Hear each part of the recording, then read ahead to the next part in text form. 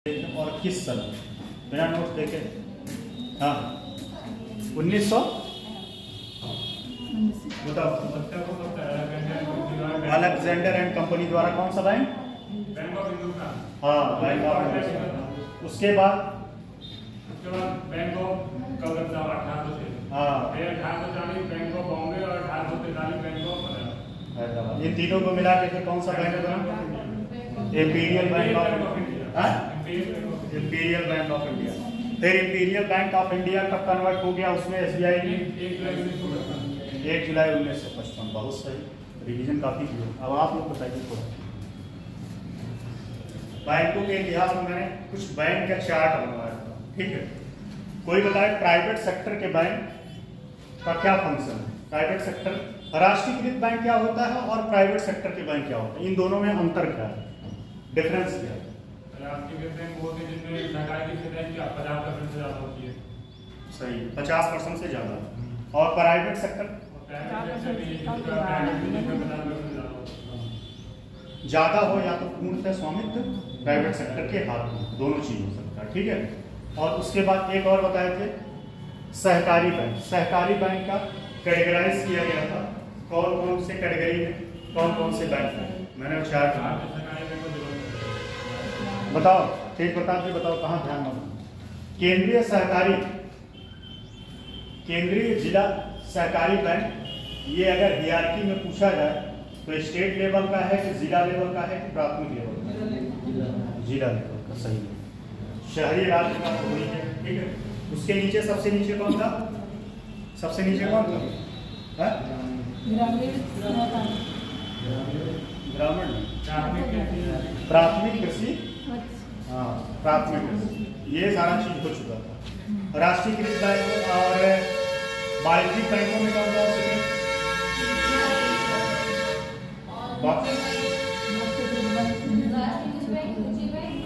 वाणिज्यिक बैंकों में अनुसूचित वाणिज्यिक बैंक का क्या मतलब?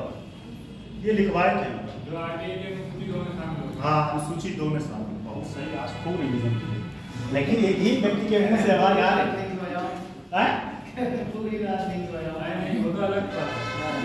तब इतना दिमाग चल रहा है। इससे बढ़िया ना सोएगा, दिन में सोएगा। चलिए इतना हो चुका था, ठीक है। और हाँ, टोटल भारत में कितने बैंक हैं? 12 इंक्लूडेड एसबीआई, ठीक है, इंक्लूडेड एसबीआई। भारत में पूर्णतः भारतीयों द्वारा स्थापित कौन सा बैंक?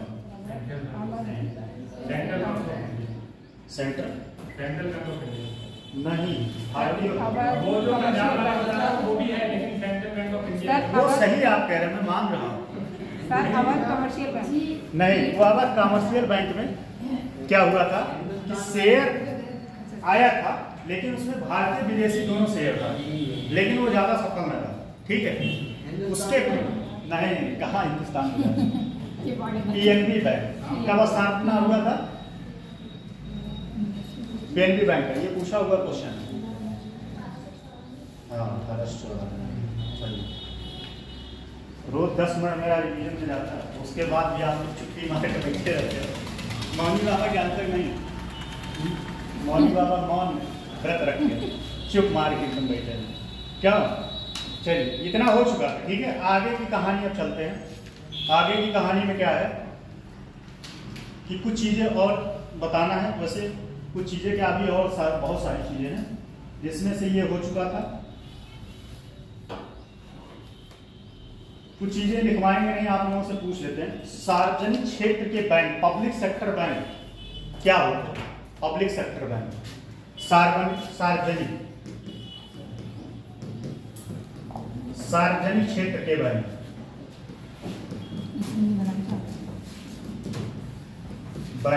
क्या होता है बताइए? पब्लिक सेक्टर जिसमें सरकार का पैसा होगा, ठीक है। कहने का मतलब ये है कि जो राष्ट्रीयकृत बैंक, नेशनलाइज बैंक, ठीक, उसमें शेयर कितना रहेगा सरकार का? 51% से ज्यादा। कितना? 51%, मतलब 50% से ज्यादा होना चाहिए। 50% से ज्यादा या 51% से ज्यादा, मतलब 50 से 1 ज्यादा हो, ठीक है। स्वाभाविक सी बात है, जिसका पैसा ज्यादा लगेगा उसी का उस पर कंट्रोल, सिंपल सी बात है। प्राइवेट सेक्टर में क्या है? प्राइवेट सेक्टर निजी क्षेत्र का, निजी क्षेत्र के बैंक कौन से होते हैं? निजी क्षेत्र के बैंक में जिसमें प्राइवेट सेक्टर के किसी व्यक्ति का या शेयर धारक का उसमें पैसा होगा, ठीक।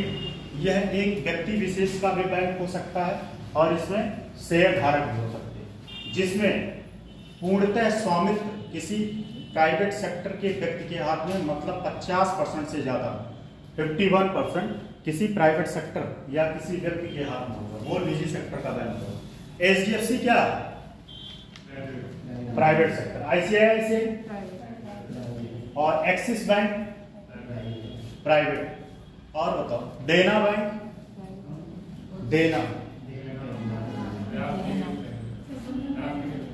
हाँ ये भी मैं पूछने वाला था। बंधन बैंक क्या है? प्राइवेट है कि निजी? जो है निजी क्षेत्र। बंधन बैंक को लाइसेंस जानते हो कब दिया गया था? 2000। कल एक मिस फैक्ट मैंने बोल दिया था, मुझसे फिर से सुधार कर लेना। कोटक महिंद्रा बैंक की स्थापना 2004 में हुई। कब हुआ था? 2004 में। बस इस बोले सही थे, बस 2004 की जगह 2014 हुई थी। और 2014 में एक आईडीएफसी बैंक, ठीक है, आईडीएफसी और बंधन बैंक, ये दो बैंकों को लाइसेंस मिला था 2014 में। आईडीएफसी बैंक और बंधन बैंक को, दो बैंकों को लाइसेंस मिला था। उसके बाद जो है बैंकों का लाइसेंस देना बंद हो गया। अब सिर्फ पेमेंट बैंक को लाइसेंस दिया है। पेमेंट बैंक क्या होते हैं? भुगतान बैंक जिसको बोलते हैं। अभी उस पर आएंगे, भुगतान बैंक के क्या फंक्शन है। निजी क्षेत्र, सार्वजनिक क्षेत्र, और एक होता है विदेशी सेक्टर का बैंक, विदेशी बैंक। दिखाएंगे नहीं, इसको समझ लेते हैं। विदेशी बैंक क्या होगा? विदेशी बैंक क्या होगा? जो किसी विदेशी इन्वेस्टर के द्वारा स्थापित किया जाए, लेकिन उसमें कंडीशन ये है, जानते हो क्या? 50% शेयर भारतीयों का होना चाहिए। 50% शेयर भारतीयों का होना चाहिए विदेशी बैंक में। मतलब ऐसा नहीं, और उसकी शाखाएं भारत में होनी चाहिए, ज्यादा से ज्यादा शाखाएं भारत में होनी चाहिए। विदेशी सेक्टर का बैंक फिर से समझ लो। विदेशी सेक्टर के बैंक के एग्जांपल जैसे क्या बताए थे? सिटी बैंक, ये सब क्या है? बहुत सारे, लगभग 33 बैंक हैं विदेशी सेक्टर के। विदेशी सेक्टर के 33 बैंक है। नाम बैंकों का नाम सुन लो, क्योंकि एग्जाम में क्वेश्चन हुआ आया हुआ। विदेशी सेक्टर के कौन कौन से बैंक हैं? लगभग 33 के आसपास है, लेकिन ये डाटा लिखने की जरूरत नहीं है, ठीक है। देखो विदेशी सेक्टर के bank, AB bank, AB bank एक है, ये आपका है बांग्लादेश का। कहाँ का है? बांग्लादेश का है, ठीक है। जो फेमस बैंक है उनका नाम बताते हैं। बैंक ऑफ अमेरिका नाम से ही पता है कहाँ का होगा, ठीक है। और जो फेमस बैंक है सिटी बैंक, जैसा कि बताया, सिटी बैंक कहाँ का है? सिटी बैंक की शाखाएं भारत में ज्यादा है, ठीक है। सिटी बैंक कहाँ का है? अमेरिका का है, ठीक है। जेपी मॉर्गन चेस्ट बैंक, ये भी अमेरिका का है, जेपी मॉर्गन। और एक बात बता दें, विदेशी बैंकों में सबसे बड़ा बैंक ये है, जेपी मॉर्गन, सबसे बड़ा बैंक विदेशी bank. JP Morgan, JP Morgan chest bank America का, ठीक है। वैसे तो बहुत सारे हैं, लगभग 35 से ज्यादा है, लेकिन कोई जरूरत नहीं है, सारे बैंकों को पूछता भी नहीं, ठीक। तो प्राइवेट विदेशी बैंक ये सब होते हैं, ठीक है। निजी क्षेत्र और सार्वजनिक क्षेत्र विदेशी बैंक, ये 3 बैंकों की कैटेगरीज है।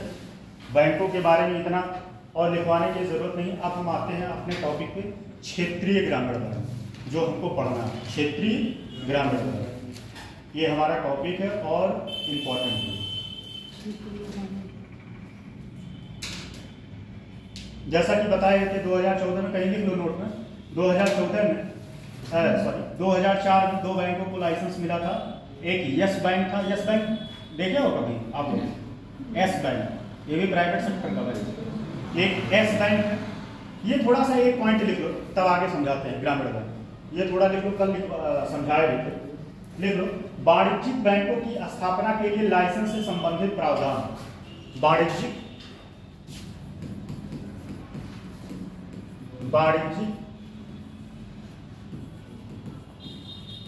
बैंकों की स्थापना के लिए वाणिज्यिक बैंकों की स्थापना के लिए लाइसेंस से संबंधित प्रावधान के लिए लाइसेंस से संबंधित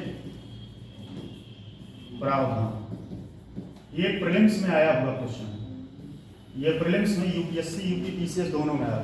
आप लोग गए थे, अब हम क्या कर सकते हैं, पीछे जा नहीं सकते। क्लास की कुछ गरिमा समझना यहीं से पड़ेगा, ठीक है। आप दोनों इतना इंपॉर्टेंट क्लास वीडियो पड़ा है यूट्यूब पे, वहाँ देख लेना, एकदम बहुत अच्छे से क्लियर होगा। बैंक बहुत अच्छे से, काफ़ी टाइम से बैंक चल रहा नहीं, बैंक इसके पहले। अच्छा, एक चीज़ और दिमाग में क्लियर कर रखिएगा, मॉनेटरी पॉलिसी वाला चैप्टर था, बैंक अभी 2 दिन से शुरू हुआ है, 1 से 2 दिन। मैं पता चले तब से बैंक ही पढ़ा रहे हैं। बैंक में अब तक आपका 5 चैप्टर से ज़्यादा हो चुका है, गिना सकते हैं 5 चैप्टर से ज़्यादा। कोर बैंकिंग लगभग आपके एक राजकोषीय नीति पढ़ा दें, उसके बाद आपका जो कोर बैंक है, मतलब कोर इकोनॉमिक्स है, वो सारे चैप्टर हमने कंप्लीट कर दिया। और इतने 5-6 चैप्टरों से कम ये 5 और 6 चैप्टर से मिलाकर कम से कम आप 10 से 15 क्वेश्चन करने के कंडीशन में है। पेपर उठा के देखिए, 10 से 15 क्वेश्चन करने के कंडीशन में है। ये जो 5-6 चैप्टर कंप्लीट हुआ पिछले कितने दिनों, 12-13-14 दिनों में। तो मेन आपका उसके बाद बचता है, जैसा कि मैंने बताया था, उसके बाद बहुत सारे चैप्टर ऐसे, बहुत सारे टॉपिक ऐसे हैं कि जो अलग अलग सब्जेक्ट में भी है। जैसे एग्रीकल्चर हुआ, फूड प्रोसेसिंग हुआ, वो भी इकोनॉमिक्स का पार्ट है। अनएम्प्लॉयमेंट हुआ, वो आप वहाँ भी पढ़ सकते हैं, चाहे सोशोलॉजी में पढ़ सकते हैं। बहुत सारे टॉपिक ऐसे हैं कि जो कॉमन है। क्या हुआ, दिमाग कुछ बहुत शांत बैठे हो आप, ध्यान। तो वाणिज्यिक बैंकों के लिए लाइसेंस का प्रावधान थोड़ा सा लिख लीजिए। वर्ष 2004 में आरबीआई ने यस बैंक,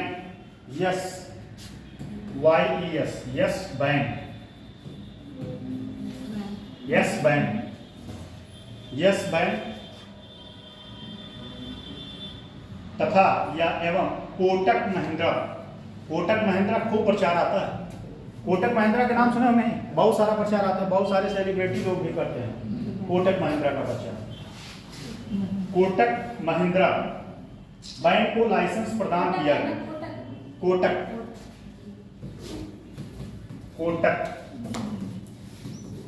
महिंद्रा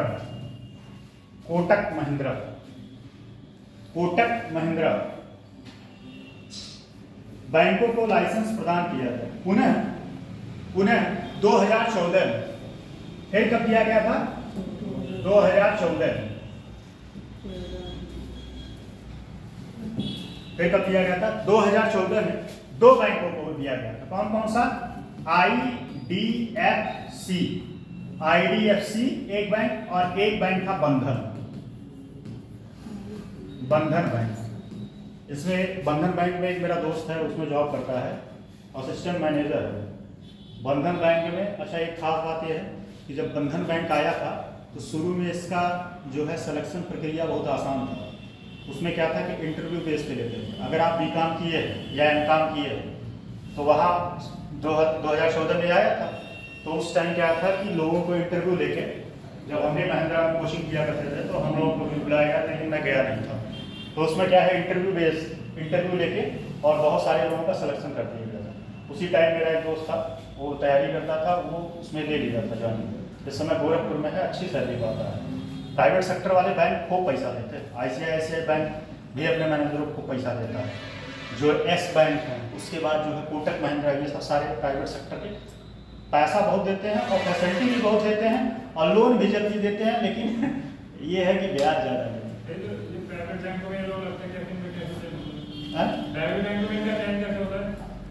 बता, अब थोड़ा प्रक्रिया टफ हो गया, अब तो एग्जाम लेते हैं, अब ऑनलाइन एग्जाम लेते हैं।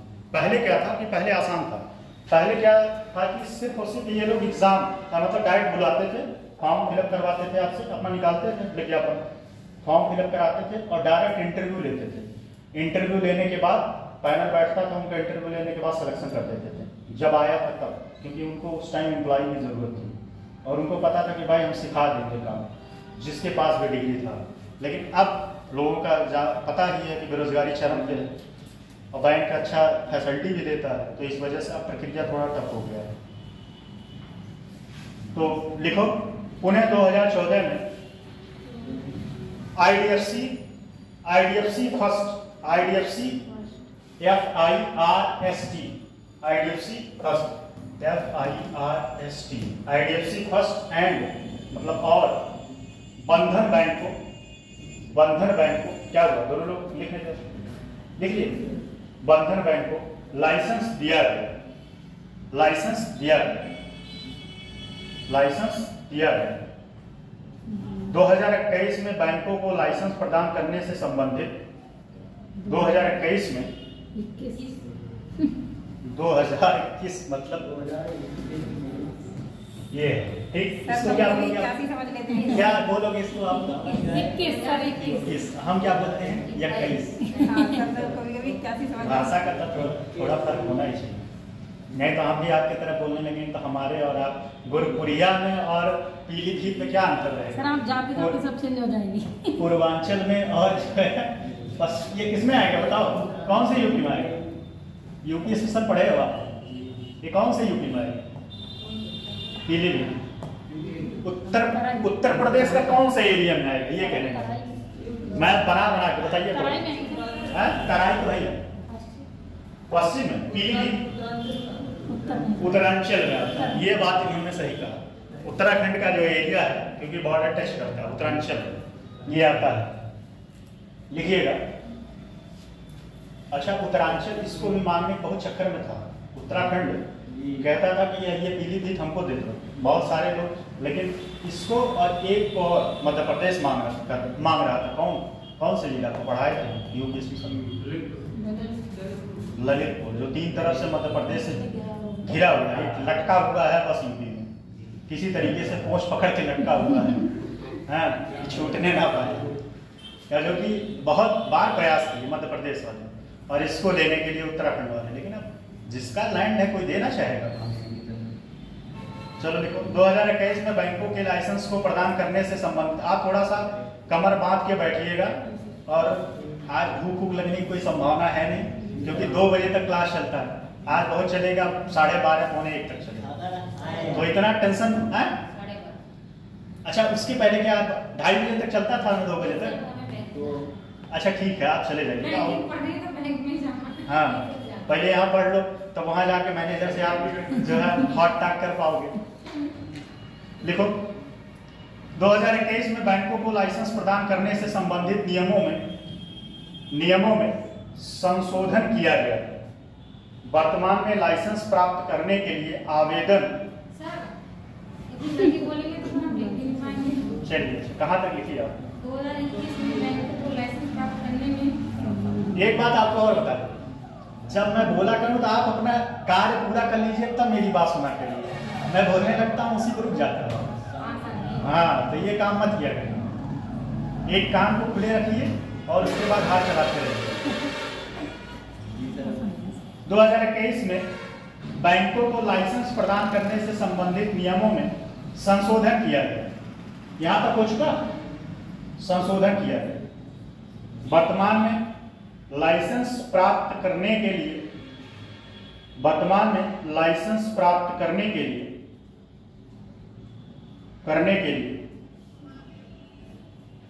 आवेदक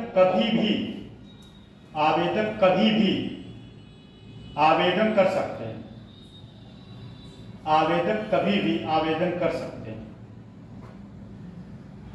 पैराग्राफ चेंज करते हैं, आवेदक कभी भी आवेदन कर सकते हैं, ठीक है। भारतीय निजी क्षेत्र के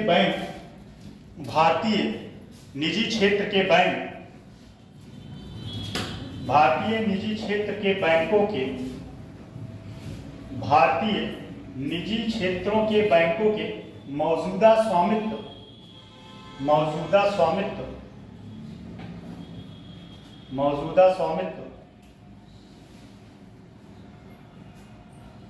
मौजूदा स्वामित्व कामा दिशा निर्देशों एवं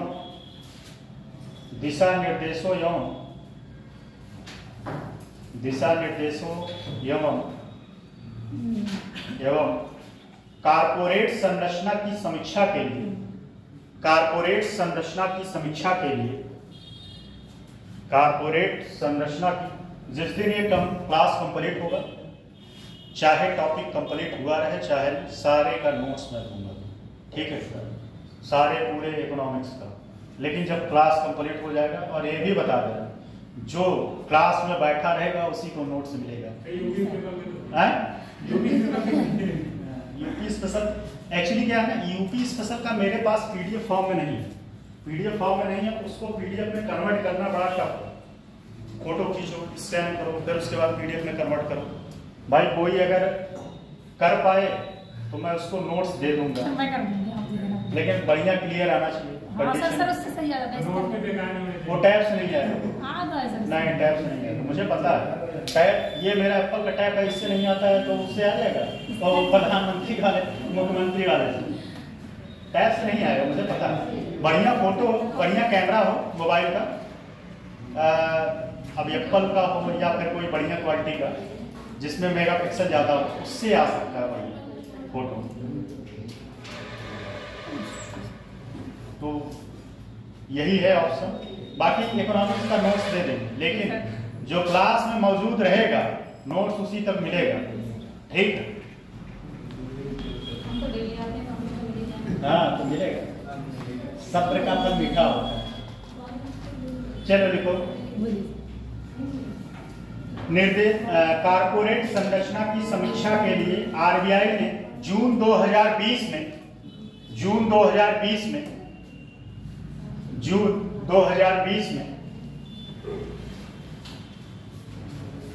पीके मल्होत्रा, जून 2020 में पीके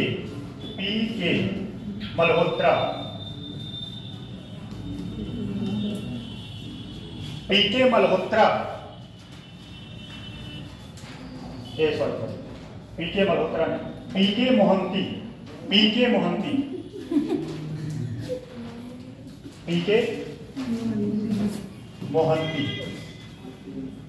मल्होत्रा भी दिया सुझाव है।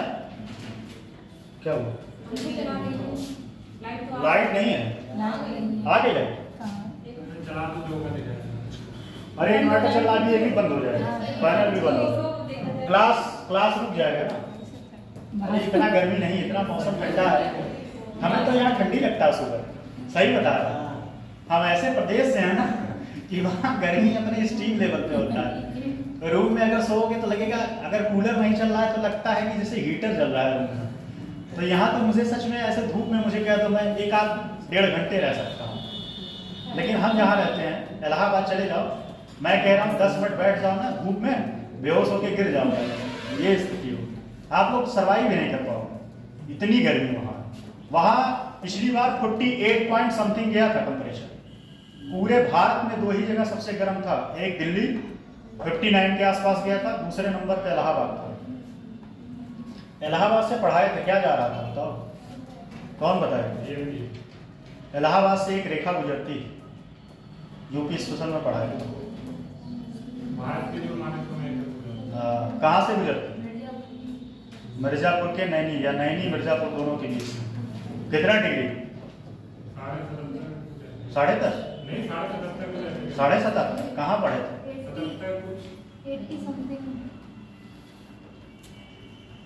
चल नहीं याद,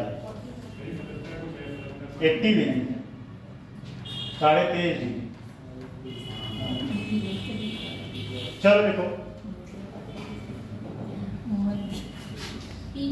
पीके मोहंती की अध्यक्षता में एक आंतरिक कार्य समूह, आप थोड़ा लिखते रहो फ्लो में, फिर अगला टॉपिक समझाना।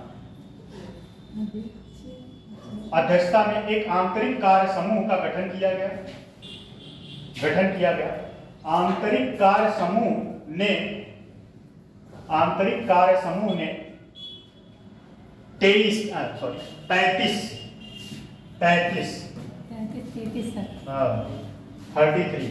सिफारिशें 33 सिफारिशें।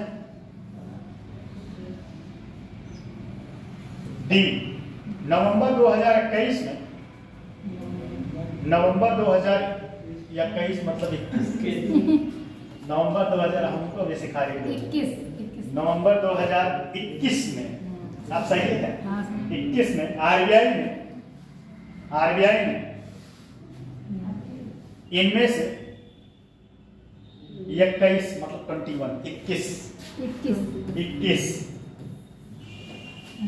21 सिफारिशों को स्वीकार किया। 21 सिफारिशों को स्वीकार किया जो निम्न है। अब 21 को नहीं लिखाएंगे, जो इंपॉर्टेंट है उसी को लिखवाएंगे। जो निम्न है, पहला लिखो, जो निम्न है पहला। और ये सब एग्जाम में कूट के रूप में क्वेश्चन बनता है। कूट मतलब पता है, स्टेटमेंट बेस वाले क्वेश्चन यूपीएससी में खूब बनता है। पहला है, आवेदक थोड़ा सा हेर फेर करेगा इसमें और क्वेश्चन बना देगा। आवेदक एक भारतीय निवेशक होना चाहिए। पहला है पॉइंट, आवेदक एक भारतीय होना चाहिए, भारतीय निवेशक होना चाहिए, इन्वेस्टर जिसको बोलते हैं, निवेशक होना चाहिए। मौजूदा एनबीएफसी, मौजूदा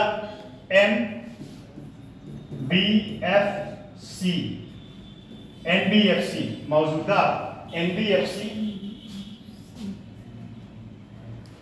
मौजूदा एनबीएफसी लिखे भी आवेदन कर सकते हैं। एनबीएफसी का फुल फॉर्म कोई बता सकता है क्या है? कौन बता सकता है एनबीएफसी का फुल फॉर्म? कोई बताए? एनबीएफसी बताओ। Non banking finance company, non banking finance company. ये जो है बैंकिंग, इनको शैडो बैंक कहा जाता है। शैडो बैंक जो एनबीएफसी कंपनी होते हैं, जैसे बीमा कंपनियां, मैच्योर फंड, ये सब क्या होती हैं, इनको शैडो बैंक कहा जाता है। ठीक है, एनबीएफसी आज वहां तक भी पहुंचेंगे, किसी तरीके से पहुंचना है वहां तक एनबीएफसी पर। एनबीएफसी आवेदन कर सकती है। इनका काम भारत में कम से कम, इनका भारत में कम से कम, इनका भारत में कम से कम 10 साल का 10 ईयर, 10 साल का 10 साल का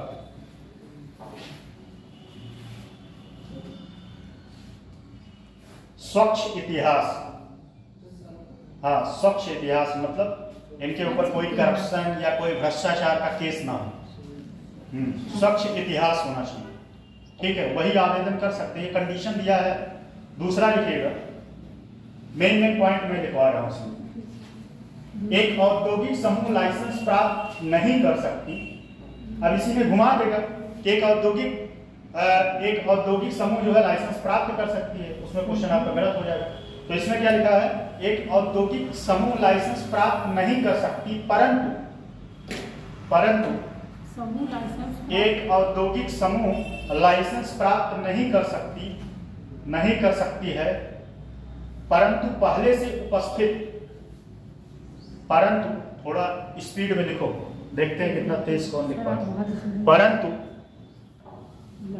परंतु पहले से उपस्थित किसी भी बैंक में 10% तक की हिस्सेदारी ले सकती है।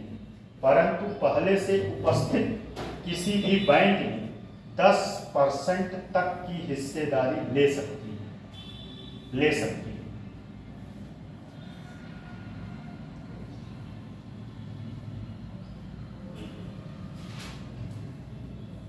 ठीक है, दूसरा पॉइंट, अगला पॉइंट लिखिएगा। तीसरा, लाइसेंस मात्र 18 महीनों तक ही, लाइसेंस मात्र 18 महीनों तक ही मान्य होगी।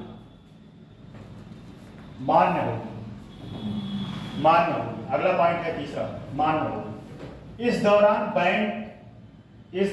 बैंकिंग का कामकाज शुरू करना होगा। मतलब इसका मतलब समझ लीजिए क्या है, पहले लिख लीजिए पॉइंट को मैं बताता हूं। लाइसेंस मात्र 18 महीनों तक ही मान्य होगी। इस दौरान बैंकिंग का कामकाज शुरू करना होगा। लिख लिए पॉइंट, तब बताओ।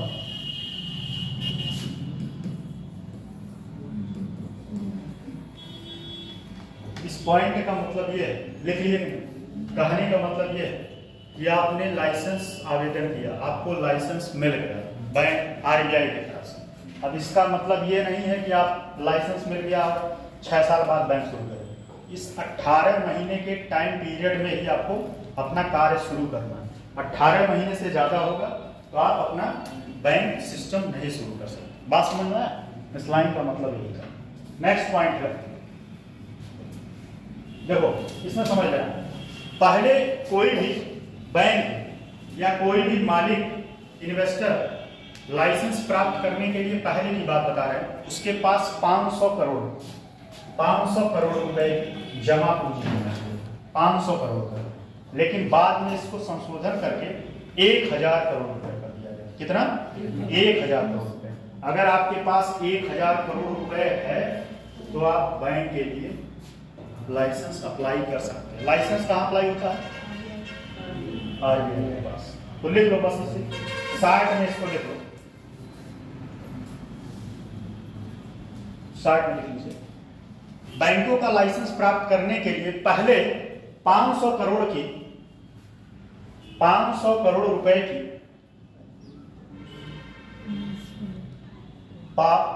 करोड़ रुपए की पूंजी निवेश की आवश्यकता होती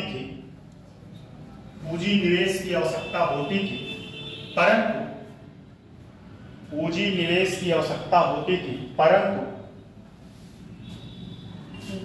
परंतु वर्तमान में 1000 करोड़ रुपए हो गया है। क्या? लाइसेंस प्राप्त करने के लिए 1000 करोड़ रुपए निवेश की आवश्यकता होती है। ठीक है, 1000 करोड़ रुपए की हो गया। ठीक है, देखो एक पॉइंट और देखो इंपॉर्टेंट है। पहले 5 वर्षों में संस्थापक अपनी हिस्सेदारी, पहले 5 वर्षों में संस्थापक जो मालिक होता है बैंक का, पहले 5 वर्षों में संस्थापक अपनी हिस्सेदारी घटाकर 40% तक ला सकता है।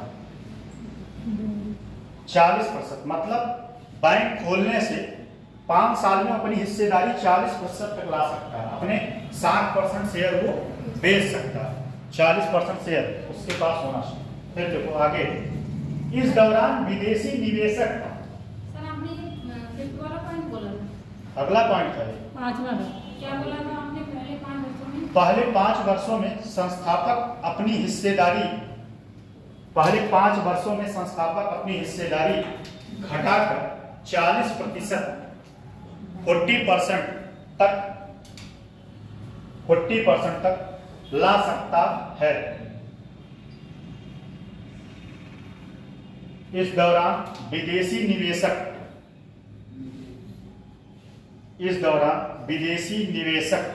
49% से ज्यादा नहीं, इस दौरान 49 लिख दे रहे हैं भाई, 49। ठीक है, इतना नहीं समझ पाते ये क्या होता है। इस दौरान विदेशी निवेशक 49% से ज्यादा नहीं हो सकती। इस दौरान विदेशी निवेश 49% से ज्यादा, विदेशी निवेश लिखना, विदेशी निवेश 49% से ज्यादा नहीं हो सकती। किसी भी एक निवेशक के पास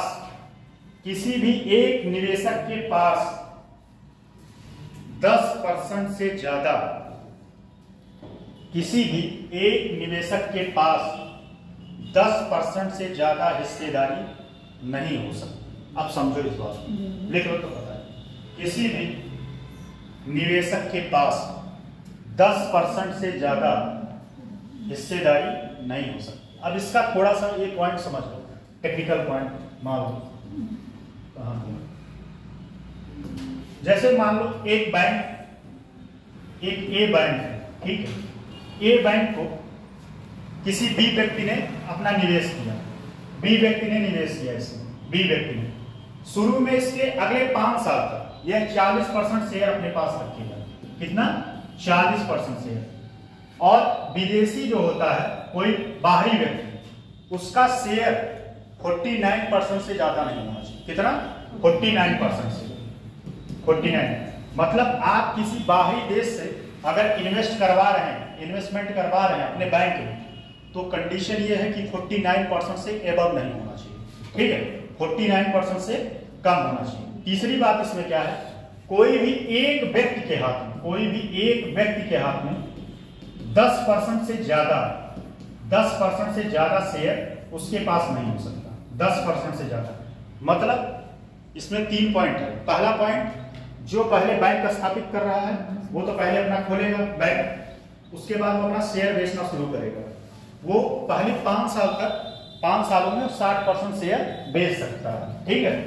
अब उसके बाद बाहरी इन्वेस्टर को अगर वो शेयर अपने यहाँ करवाता है तो उसमें उसका 49% से ज्यादा, 49% से, और किसी एक व्यक्ति के हाथ में 10% से ज्यादा शेयर नहीं होना चाहिए। कुछ हाथ पास तो नहीं हुआ? समझ में आया कि नहीं? क्लियर कट समझ में आया? आपको समझ में आया नहीं? पहले बताओ। है नहीं समझ में? फिर से समझिए। मान लीजिए आप कोई घर बनवा रहे हैं, ठीक है। आप कोई घर बनवा रहे हैं, उस घर के मालिक आप। अब उस घर को बनवाने के लिए पैसा चाहिए। पहले तो आप 100% घर में पैसा लगाइए, उसके बाद धीरे धीरे मान लीजिए आपको घर बढ़ाना है, तो क्या करेंगे, आप दूसरे से पैसा उधार लेंगे, उसमें धीरे धीरे पैसा उधार ले रहेंगे, आप उस घर को बढ़ा रहे हैं धीरे धीरे। उसके बाद और भी घर को जो है और दूसरे व्यक्ति भी उस घर में पैसा लगा रहे हैं, ठीक है, पैसा लगा रहे हैं उस घर को बढ़ाने के लिए। लेकिन मालिकाना हक किसी व्यक्ति के पास एक कमरे से ज्यादा नहीं होगा। बात समझ में आएगी? पूरे घर में चाहे कितना बड़ा भी हो जाए, लेकिन किसी के पास एक रूम से ज्यादा नहीं होगा। बात समझ में आया कि नहीं? अब कोई बाहरी व्यक्ति जो है उसमें ज्यादा कम पैसा नहीं लगा सकता। आप मान लीजिए घर बनवाने में 5 लाख रुपए लगाए, लेकिन कोई व्यक्ति 5 लाख रुपए से कम ही लगाएगा। आप समझ में आया कि नहीं? क्या समझाए? नेक्स्ट पॉइंट है, नेक्स्ट पॉइंट, पहले 15वें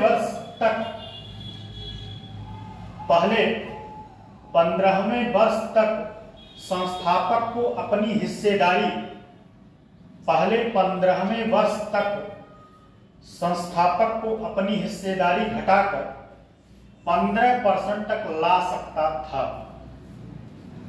लाना था।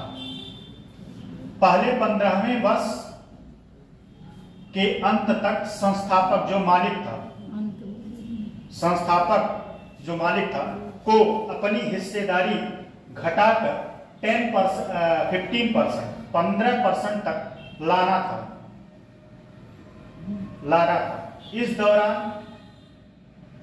इस दौरान विदेशी निवेशक 74% तक हो सकता था। ये कंडीशन क्या है? 15 साल के बाद का कंडीशन है, 5 साल के पहले का नहीं। इस दौरान विदेशी निवेशक 74% तक हो सकता था। 74% तक हो सकता था, जबकि किसी एक व्यक्ति के पास 10% से ज्यादा शेयर नहीं हो सकता, ठीक है।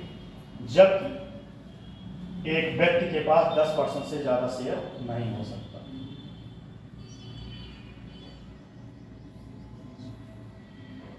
अगला कंडीशन है, जितनी शाखाएं खुल रही हैं, ठीक है, जितनी शाखाएं ब्रांच खुल रहे हैं, अगर मान लो 100 ब्रांच खुले, ठीक है, तो 100 ब्रांच का 1/4 भाग, 100 ब्रांच का 1/4, बताओ जल्दी कितना होगा? 25 ब्रांच ग्रामीण क्षेत्र में होना चाहिए। कहाँ? ग्रामीण क्षेत्र। मतलब ये नहीं कि पता चले आप अपने लाभ के लिए सारे ब्रांच आप शहर में लगा के बैठे। आपको लिख लो, कंडीशन ये है। हाँ देखो वो भी समझा दो। पहले 5 वर्ष तक कितना है, निवेशक का शेयर कितना घटा के कर सकता है 40%, लेकिन अगले 15 वर्ष के बाद वो अपना शेयर कितना कर सकता है 15% तक वो घटा सकता है। मतलब जो 40% शेयर उसके पास था उसमें से भी वह 25% शेयर कर सकता है, 25%। अब अगले 15 वर्ष बाद, पहले 5 वर्ष में क्या कंडीशन था कि 49% से ज्यादा नहीं होना चाहिए, लेकिन अगले 15 वर्ष में ये 49 को बढ़ा के 74% तक आप कर सकते हैं। कितना 74% तक। बाहरी इन्वेस्टर को अपने यहाँ इन्वेस्ट करने के लिए प्रोत्साहित कर सकते हैं कि आप आइए हमारे बैंक में पैसा लगा दें, 74% तक हिस्सेदारी आप दे सकते हैं। बात समझ में आ गई? तो भाई जो संस्थापक का बैंक है वो तो रह नहीं जाएगा, जब उसकी 14% मतलब 15% रहेगा। हाँ वो तो सही बात कह रहे हो, तब तो धीरे धीरे किसी सिंगल, लेकिन ये जो विदेशी निवेशक है 74% किसी एक व्यक्ति से निवेश नहीं करा रहा। इसमें कंडीशन दिया है कि किसी एक व्यक्ति के पास 10% से ज्यादा शेयर नहीं हो, फिर भी तो मालिक के पास 15% शेयर है। बात समझे कि नहीं? मालिक के पास 15% शेयर है कि नहीं, लेकिन इसमें कंडीशन ये कहा गया है आप चाहे कितना विभागों से मंगवा लीजिए, लेकिन कंडीशन ये है कि कोई एक सिंगल व्यक्ति 10% से ज्यादा शेयर नहीं ले सकता। तो स्वाभाविक सी बात है जिसका ज्यादा शेयर होगा बातें उसी की मान जाएगी। बात समझना है? और अगला पॉइंट इसमें था कि अगर मान लो टोटल ये सुझाव दिए, अगर टोटल 100 ब्रांच खुलते हैं तो उस 100 ब्रांच का 1/4 भाग 1/4 जो है ग्रामीण क्षेत्रों में ब्रांच होनी चाहिए। किसमें? ग्रामीण क्षेत्रों में। लिख लो यही पॉइंट। कम से कम लिख लो, कम से कम 1/4 शाखा 1/4 शाखा उन ग्रामीण क्षेत्रों में स्थापित होने चाहिए जहां बैंक नहीं है, जहां बैंक नहीं। इसमें एक कंडीशन है कि शाखा तभी उस क्षेत्रों में खुलेगा जब वहां की आबादी 9,999 से कम न हो। 9,999 से कम न हो तभी वहां ब्रांच खुलेगा। अगर 9,900 से कम है आबादी तो वहां ब्रांच नहीं खुलेगा। ये कुछ सुझाव था मोहंती का। कौन कौन से सुझाव? बैंकों के लाइसेंस लेने के लिए ये आपको टर्म्स एंड कंडीशन फुलफिल करना था, तभी आप जाके बैंक के लिए लाइसेंस ले सकते हैं। ठीक है, तो ये हो गया। अब आगे है क्षेत्रीय ग्रामीण बैंक। समझते हैं क्षेत्रीय ग्रामीण बैंक।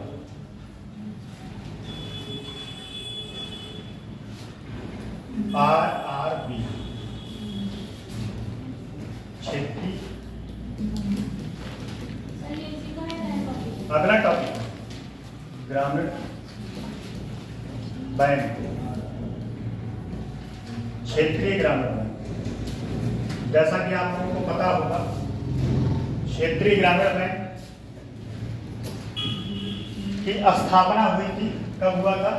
2 अक्टूबर 1975 को। 2 अक्टूबर 1975 को किसके सुझाव पे? शिव रमन कमेटी के सुझाव पे। किसके? शिव रमन कमेटी के सुझाव पे। लिख लो शिव रमन कमेटी के सुझाव पे। तो ये जो कंडीशन लिखी है ये बैंक खोलने के लिए यही वाली फॉलो होती है या दूसरी है? बैंक खोलने के लिए यही वाली फॉलो होती है कंडीशन जो हाँ याद रखा। क्या कहा? मैं कह रहा हूं बैंक खोलने के लिए यही वाली कंडीशन फॉलो होती है। हाँ, जो प्राइवेट सेक्टर का बैंक बोलते हैं, सरकारी तो राष्ट्रीयकृत बैंक बोलते हैं। सरकार तो अपना देगा, उसमें अपनी शेयर बढ़ा देगा 51%, लेकिन कोई प्राइवेट सेक्टर का बैंक अगर खोलना चाह रहा है ये टर्म्स एंड कंडीशन उसको फुलफिल करना पड़ेगा। 1,000 की संपत्ति रहेगी तभी वो जाके बैंक के लिए लाइसेंस ले सकता है। और एक बात जान लो, बैंक का लाइसेंस लेना आसान बात नहीं होता, बड़ा टफ बात होता है। क्या होगा? नींद क्यों आ रही है? मजा नहीं आ रहा है कि नींद आ रही है? अच्छा, आप तो डॉक्टर हैं, वो स्वास्थ्य आपका नहीं ठीक है। ये बड़े वही हाल है कि जब बैद खुद बीमार है तो बैद के पास कौन आएगा? बात ये है कि डॉक्टर वो जल्दी ये उनको अपनी दवा काम नहीं करती। दवा कौन सी काम नहीं करती क्योंकि उनको पता होता है कौन सी दवाई का साइड इफेक्ट होता है तो दवाई नहीं खाता है। अच्छा, दवाई नहीं खाते, ये भी बड़ी बात है। ये तो मुझे आज पता चला, इसीलिए डॉक्टर लोग बीमार जल्दी कम पड़ते हैं। कम पढ़ते हैं और पढ़ते हैं तो बहुत जल्दी ठीक नहीं, और हम लोगों को पता ही नहीं रहता, जो भी देते सब खा के किनारे, जो होगा देखा जाएगा।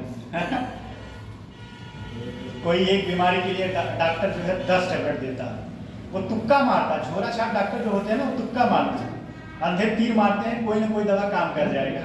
ठीक है, और काम कर गया तो ठीक है, नहीं काम किया तो भाई रेफर कर देंगे, जाओ भाई जिला अस्पताल, या तो लखनऊ जाओ या तो जहां मन करे जाओ। हमारे बस में जितना था उतना दवा किया। चलो, क्षेत्रीय ग्रामीण बैंक, यह 2 अक्टूबर 1975 को स्थापना हुआ था। ये स्थापना के समय टोटल इसके 196 ब्रांच थे। टोटल कितने थे? लिख लो, 196 ब्रांच टोटल स्थापना के समय खुले थे, 196 ब्रांच। और इस बैंक के स्थापना के लिए सुझाव कौन दिया था? शिवरमन कमेटी। और इस बैंक को स्थापना करने के पीछे क्या उद्देश्य रहा, क्यों स्थापना करना पड़ा क्षेत्रीय ग्रामीण बैंक का, क्यों स्थापना करना पड़ा? क्योंकि जैसा कि मैंने कल बताया था, जो है किसान जो है कहां से ऋण लेते हैं, ऑर्गेनाइज और अनऑर्गेनाइज। तो किसान जो है किसमें फंस जाते थे? साहूकार के चंगुल में फंस जाते थे। उसी किसानों को बचाने के लिए, साहूकार के चंगुल से बचाने के लिए क्षेत्रीय ग्रामीण बैंक की स्थापना किया गया था। और इसमें फंडिंग ज्यादातर कौन करता है? नाबार्ड करता है। कौन करता है? नाबार्ड करता है। इसको खोलने के लिए, या कह सकते हैं क्षेत्रीय ग्रामीण बैंक की स्थापना करने के लिए 3 लोग मिलकर करते हैं। कौन कौन? 3 लोग होते हैं। पहला होता है सरकार, ठीक। दूसरा होता है प्रयोजक जिसको बोलते हैं स्पॉन्सर, ठीक है, प्रयोजक। तीसरा होता है राज्य, तीसरा होता है राज्य। फिर से समझिए, क्षेत्रीय ग्रामीण बैंक का स्थापना करना कब आया? 2 अक्टूबर 1975। ये बहुत बार क्वेश्चन बना हुआ प्रीलिम्स में। किसके सुझाव पे? शिवरमन कमेटी के, ठीक है। इसको स्थापना करने के लिए 3 लोग मिलकर करते हैं, ठीक है। कौन कौन करता है? सरकार, प्रयोजक और राज्य सरकार, ठीक है। इन तीनों लोगों का पैसा इसमें रखता है। राज्य सरकार का शेयर होता है 50%, ध्यान देना, टोटल 100 आना चाहिए। राज्य सरकार का शेयर कितना होता है? सॉरी, केंद्र सरकार, ये केंद्र सरकार है। केंद्र सरकार का शेयर कितना होता है? 50%, जो वही नाबार्ड होता है वही शेयर करता है। उसके बाद जो प्रयोजक होता है, इसका होता है 35%। ये लिख लेना, ये प्रीलिम्स में आया हुआ एग्जाम है कि कितने लोगों का कितना कितना शेयर होता है। अब कितना बचा? 15% शेयर होता है राज्य सरकार का, 15% शेयर होता है राज्य सरकार का। बात समझ में आया कि नहीं? क्षेत्रीय ग्रामीण बैंक की स्थापना 2 अक्टूबर, इसका लिखवाएंगे नहीं क्योंकि यही बात लिखवाना है शब्दों में, इस फॉर्मेट को बना लीजिए। स्थापना हुआ 2 अक्टूबर 1975। स्थापना के समय टोटल 196, लेकिन वर्तमान समय में अभी रिसेंट में वर्तमान में कुल शाखा कितना है? कौन बताएगा? वर्तमान में कुल शाखा कितना है? उस दिन मैंने बताया, एकदम से 28। कितना है? 28, ठीक। 28 शाखा, जिसका 26 शाखाएं अभी रिसेंट में विलय करती है। 26 शाखाएं किसमें विलय करती है, ये परसेंटेज लिखिए। अब समझो प्रयोजक क्या होता है। सरकार तो समझ में आ गया, सरकार मतलब नाबार्ड फंडिंग करता है। प्रयोजक कौन होते हैं? प्रयोजक जो होते हैं वाणिज्यिक बैंक नहीं है, वाणिज्यिक बैंक होते हैं। कौन होते हैं? वाणिज्यिक बैंक। लिख लो, वाणिज्यिक बैंक। वाणिज्यिक बैंक कौन कौन से है बताओ? वाणिज्यिक बैंक कौन कौन से है? Total 12 bank. ये जो टोटल 12 बैंक है यही प्रयोजक होते हैं। अब कभी देखना, जैसे हर जिले का अलग अलग प्रयोजक होता है, स्पॉन्सर होता है।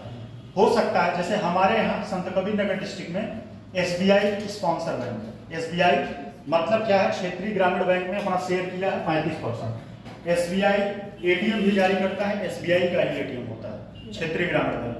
हर जिले में अलग अलग, जैसे बस्ती में बैंक ऑफ बड़ौदा है, ठीक है, और इलाहाबाद में इलाहाबाद बैंक तो मर्ज हो गया, नहीं तो इलाहाबाद में इलाहाबाद बैंक क्षेत्रीय ग्रामीण बैंक का स्पॉन्सर बैंक था।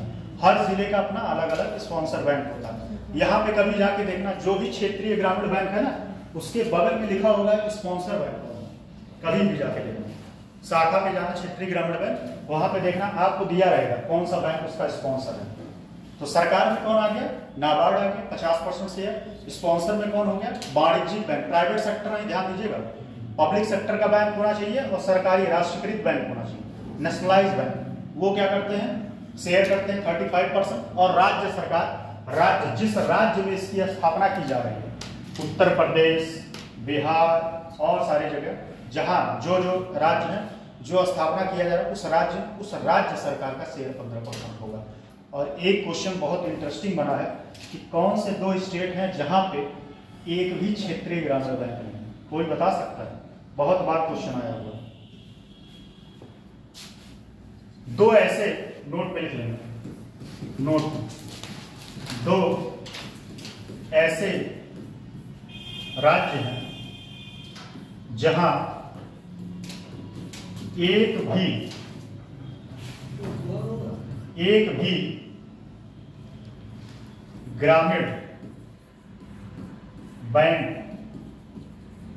नहीं। कौन कौन सा है, बता सकते हो कोई? नॉर्थ ईस्ट का एक है, अभी एक तो आपने सही बताया, एक सही बताया, गोवा, एक गोवा।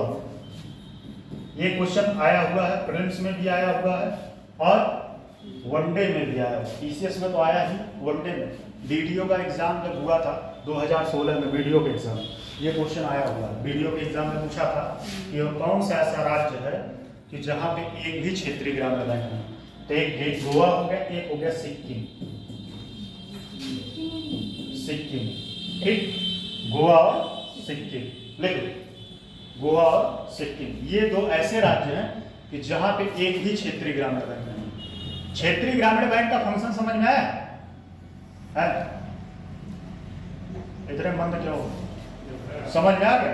क्या क्या फंडिंग कहां से होता है, कार्य प्रणाली, कार्य करने की प्रक्रिया क्या है, फंक्शन क्या है, ठीक है, इनका चयन कैसे होता है, इनके चयन का भी।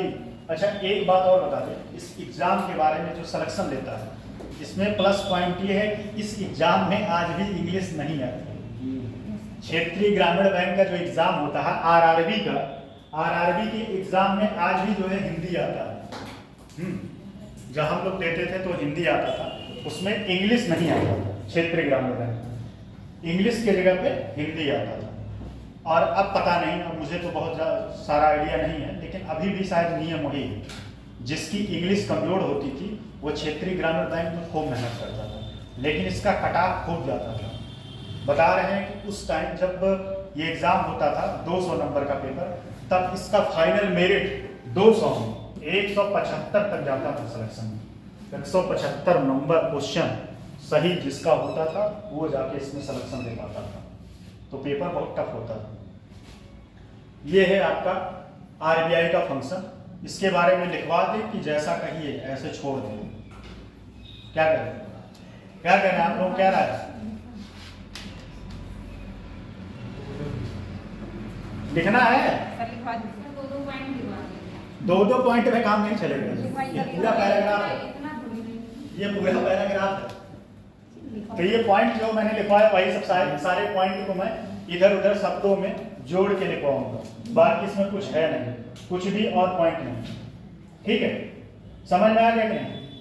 एक पॉइंट लिख लीजिएगा इसमें। स्टार्टिंग में जब इस बैंक की स्थापना की गई थी तो 4 राज्यों में की गई थी। कौन कौन सा राज्य लिख लीजिए स्टार्टिंग के समय 2 अक्टूबर 1975 में, नोट में लिख लीजिएगा। 4 राज्यों में इसकी स्थापना कौन कौन से राज्यों में की गई थी? एक उत्तर प्रदेश में मुरादाबाद और गोवा में। उत्तर प्रदेश में मुरादाबाद और गोवा में गोरखपुर।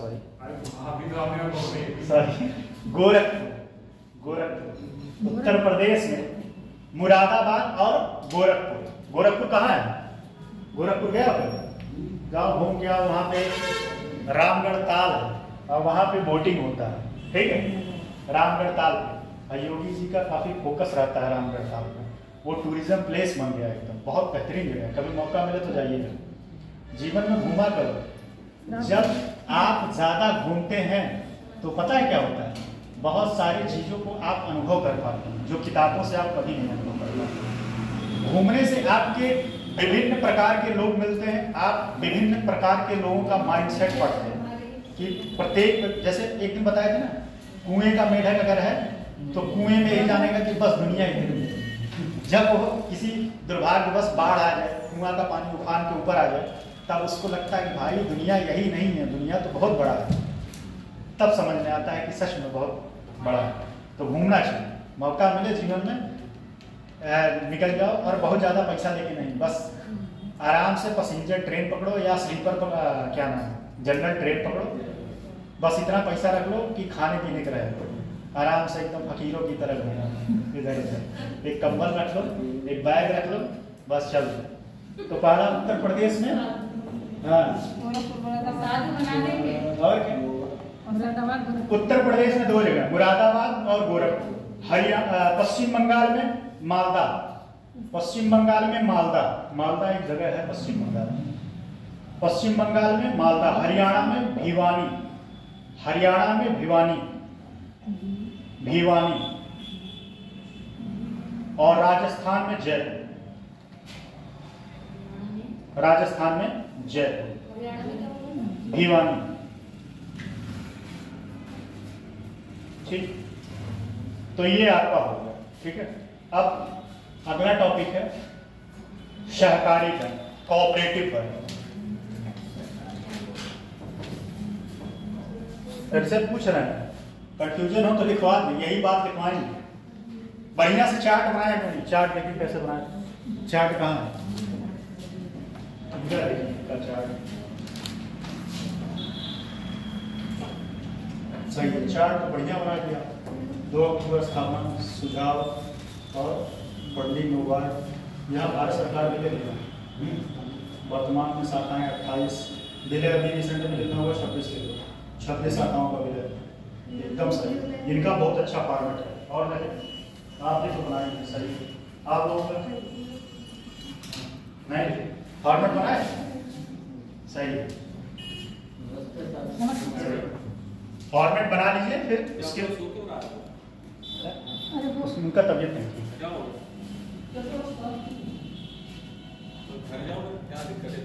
ठीक है, चलो। तो क्षेत्रीय ग्रामीण बैंक कंप्लीट हो गया, ठीक है। अब आते हैं कोऑपरेटिव बैंक, सहकारी बैंक।